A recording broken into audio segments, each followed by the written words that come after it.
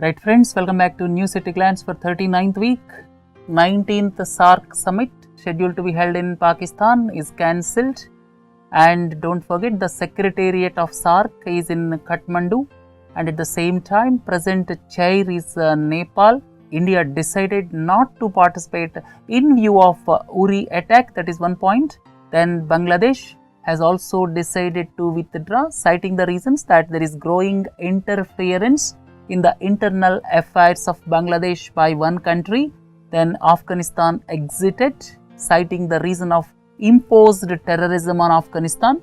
Then Bhutan decided to quit, sharing the concerns of some member countries due to terrorism. Lodha committee submitted 79 pages status report with regard to the implementation of reforms by BCCI, and the Chief Justice of the country, T.S. Thakur, is not happy with the developments in BCCI. BCCI recently nominated Sharad Pawar as alternate director for International Cricket Council meetings, and BCCI is somewhat against some of the recommendations of RM Lodha committee panel. I have listed out here important recommendations of Lodha panel where BCCI is clearly against. First one is one state, one member and one vote. Then second important point is player representatives in the Apex Council. Third one is Lodha committee fixed age limit of 70 years for any position in BCCI, but BCCI is not happy. Recently, it nominated Sharad Pawar as alternate director for International Cricket Council meetings. Then nomination of Controller and Auditor General of India representative in the council. So these things are not palatable to BCCI. Now Supreme Court is serious about the functioning of BCCI as it is not listening to RM Lodha panel committee recommendations. Asian Development Bank approved $631 million loan for Vizag-Chennai Industrial Corridor. This corridor passes through two states but predominantly serves the state of Andhra Pradesh from Visakhapatnam to Chennai. Total cost is $846 million and $215 million will be provided by the Andhra Pradesh government, and $631 million loan will be given by Asian Development Bank. Here the time period is 15 years, that is till 2031. Look into the next one. India won the 500th test at Green Park, Kanpur. The first test was held at the Lords, England in the year 1932, and 500th test under the captaincy of Virat Kohli was played in Green Park, Kanpur, and India defeated New Zealand by 197 runs. Around 94% of households have a savings bank account in 2015-16. If you look at 2011 census, all of you are well aware population census are taking place once in 10 years. The previous census took place in the year 2011, and as per 2011 census, the households in India having savings bank account were 58.7%, you can say roughly 59%, and in the year 2015-16 they increased to 94%. The probable reasons are, one is Pradhan Mantri Jan Dhan Yojana, and the second one is massive thrust given for Pradhan Mantri Mudra Yojana, or you can say Mudra Bank. Because of these two developments, bank accounts increased enormously in the country. Now it is a good sign that 94% households have a bank account in 2015-16. And Daman and Diu and Lakshadweep, two union territories, have got almost 100% savings bank accounts. That means almost all the households surveyed had at least one savings bank account in Daman and Diu and Lakshadweep. And banking penetration is the lowest in northeastern states, with Nagaland at the least position with the 79% penetration. Look into the next one. As part of the process to improve the relations between United States of America and Cuba, United States of America recently announced first US ambassador to Cuba in 5 decades. Actually, normalization of relations between USA and Cuba started in the year 2014 when President Barack Obama and Cuban President Raul Castro decided to normalize the relations. And the two countries restored diplomatic relations in July 2015. And the next major milestone came when Barack Obama visited Cuba and lifted some of the sanctions imposed against Cuba since 1962. So, now normalization of relations between Cuba and the United States of America is taking place gradually. Jim Yong Kim, President of the World Bank, has been reappointed for second 5-year term as the World Bank President beginning July 1 next year. He became the World Bank President in 2012 for 5-year term. Now he got another 5-year term till 2022. Two ambitious goals of the World Bank. First one is ending extreme poverty by 2030. It is a part of Sustainable Development Goals. Second one is promoting shared prosperity, basically by boosting the income growth of bottom 40% of the population in every developing country. So these two are the goals of the World Bank, and let us say best wishes to Jim Yong Kim because he is going to be in that post till 2022. Under Income Declaration Scheme 2016, all of you are well aware, recently this domestic black money declaration scheme was kept open till September 30 by paying 45% as a tax as well as a penalty surcharge. People can declare their incomes, and the window ended on 30 September 2016, and under this compliance window, total 65,250 crores of rupees of black money was declared. And now the tax and penalty can be paid in 3 installments. The last installment stretches up to September 2017. And here the declaration to the tune of rupees 65,250 crores is not substantial if you look at the quantum of black money in circulation in our country.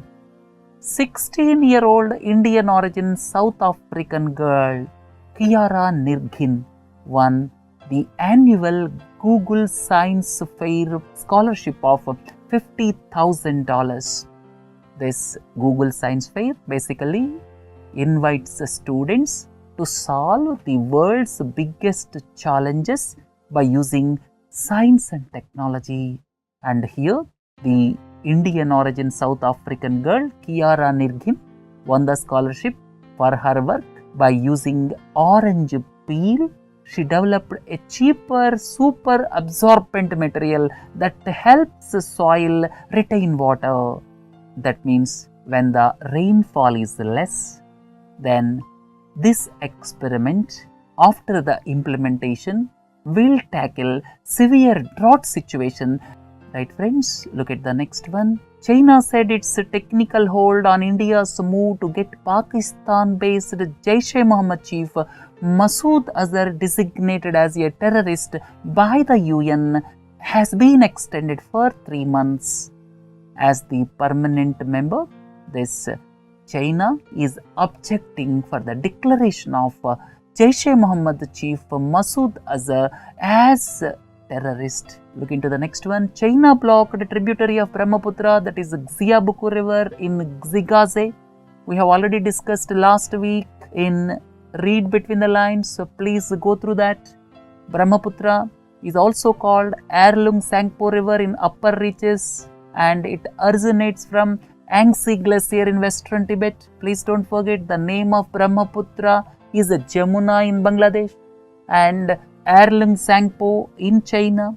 And at the same time, please don't forget the name of Ganga River is Padma in Bangladesh and this river passes through 3 countries. I am talking about Brahmaputra. This passes through 3 countries, that is Tibet region of China, then India and Bangladesh, and all the rivers of Bhutan drains into the Brahmaputra river. And we discussed in detail about this. Please view that capsule.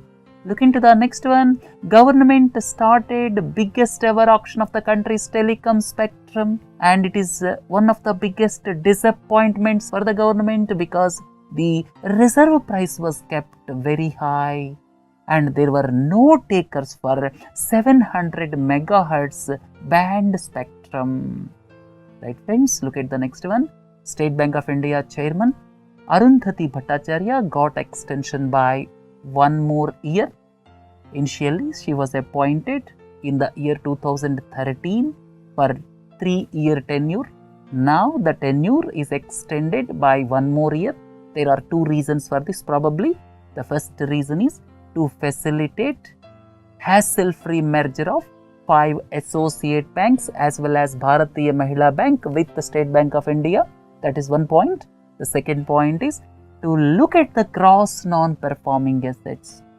Gross non-performing assets for State Bank of India are at around 7%, and to look at the problem of gross non-performing assets and also to facilitate hassle-free merger of associate banks, her tenure was extended by 1 more year.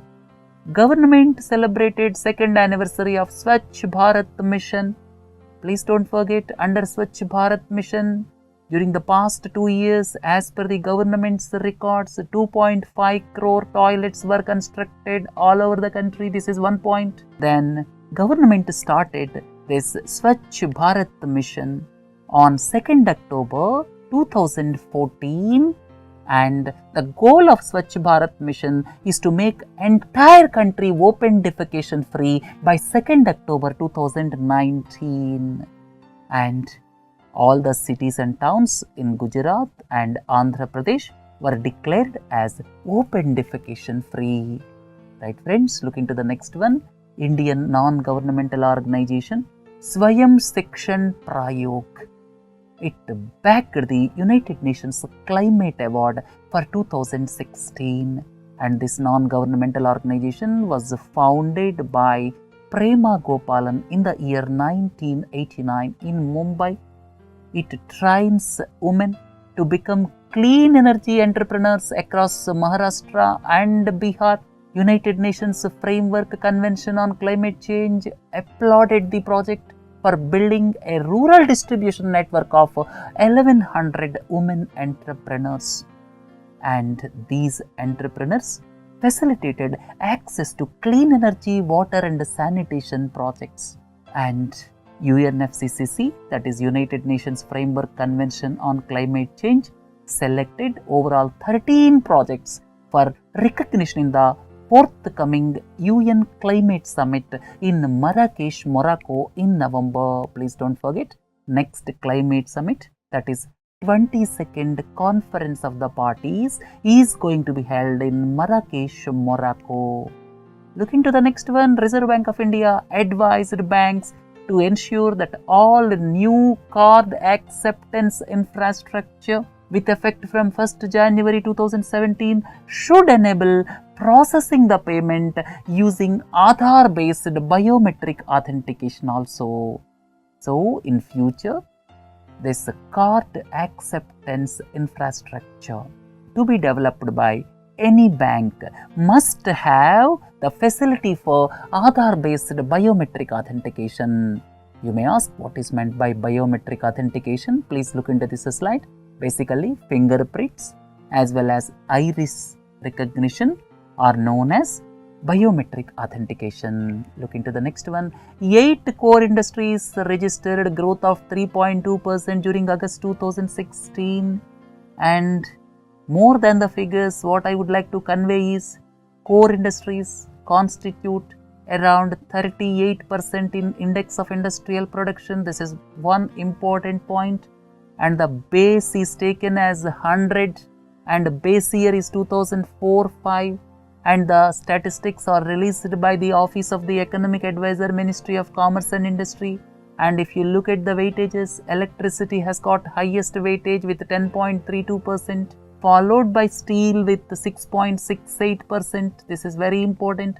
The least weightage is for fertilizers with 1.25%, and this natural gas has got weightage of 1.71%. And these things, please don't forget, if someone talks about the highest weightage in IIP, that is electricity with 10.32%, and the lowest weightage is fertilizers with 1.25%. Next climate summit is going to be held in Marrakesh, Morocco. As I have already told you, there are two challenges of implementation of Paris Climate Treaty. One is financing by developed countries to developing countries. Developed countries are supposed to arrange $100 billion per annum for Green Climate Fund from 2020. So far, the institutional framework for this amount is not devised. Second important point is, even if $100 billion are contributed, that is also not enough. Second one is the transfer of technology.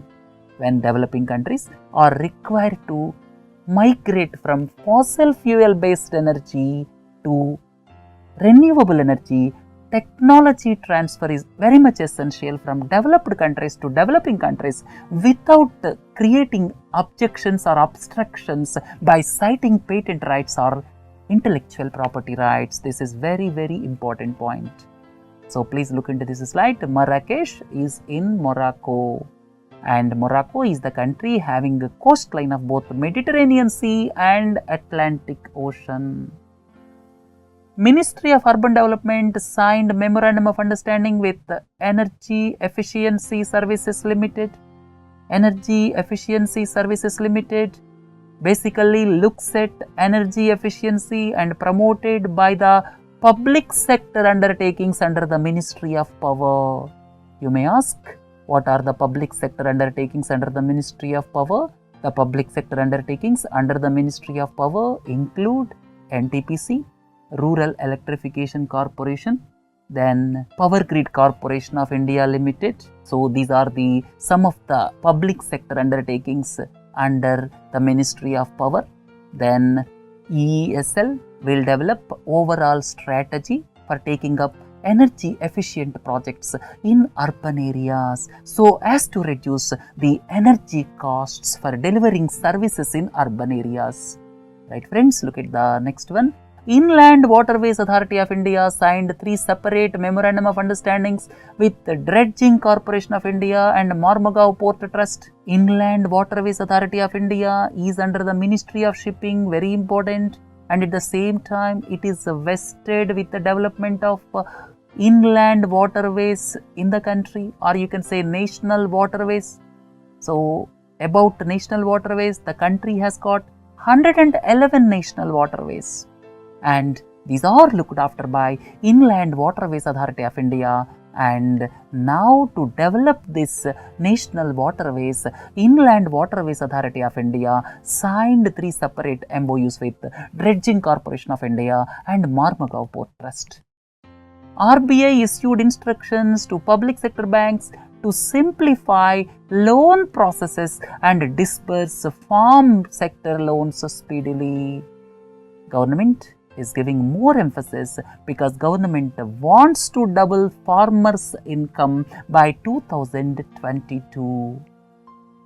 Rating agency Moody's retained India's rating at the lowest investment level, and the rating agency said that it will consider upgrade if further reforms are undertaken. The Moody's is not satisfied with the reforms, especially in land acquisition, labor laws, age-old labor laws. Moody's is not satisfied. Then public sector banks are under stress. Then infrastructure investment is not taking off on the expected lines. Because of all these reasons, Moody's retained India's credit rating at the lowest investment level. Then please differentiate between credit information companies and credit rating agencies. I have given here, yesterday also we discussed in the previous capsules, credit information companies. CIBIL is one example which gives credit history, Then if you look at the credit rating agencies, world's 3 largest credit rating agencies I have given here: Moody's, Standard & Poor's, Fitch Ratings, and in India, CRISIL, ICRA, India Ratings and Research. These things please don't forget. SEBI allowed options trading in commodities. Central government recently notified 91 commodities eligible for derivatives trading. And you may ask, what is meant by options? To differentiate between futures and options and further explanation, please view the capsule, read between the lines this week. And commodities I have given here, these are examples for metals, these are examples for various agricultural commodities. Right friends, let us move on to the next one. Government decided to double employees' Provident funds savings exposure to equities from 5% to 10% of fresh accretions. And at present, employees' Provident fund organization has got a corpus of around 8 lakh crores of rupees. EPFO basically is the employees' savings account for future needs. And this year, almost rupees 1,30,000 crores is going to be accrued. And out of rupees 1,30,000 crores, now EPFO Chairman Bandaru Dattatreya stated that 10% of it will be available for investments in equities. Previously, investments of EPFO in equities were not allowed, but now gradually the investments are being made in equities. Look into the next one. Former IAS officer Shakti Sinha was selected for the post of Director, Nehru Memorial Museum and Library. Please don't forget, Nehru Memorial Museum and Library is an autonomous body under the Ministry of Culture. And the present selection of Shakti Sinha created controversy because Shakti Sinha was the director previously in India Foundation, a think tank aligned with RSS ideology. This is the picture of Nehru Memorial Museum and Library in New Delhi. Please look at it. Government appointed S. Sivakumar, professor at Indian Law Institute, New Delhi, as full-time member to 21st Law Commission of India. And at present, Law Commission of India Chairman is Justice B.S. Chauhan, and this is 21st Law Commission. And 3 important aspects to be considered by the Law Commission are viability of uniform civil code. Second one is recommending age-old laws for deletion. Third one is amendments to the Advocates Act to curb misconduct by the lawyers.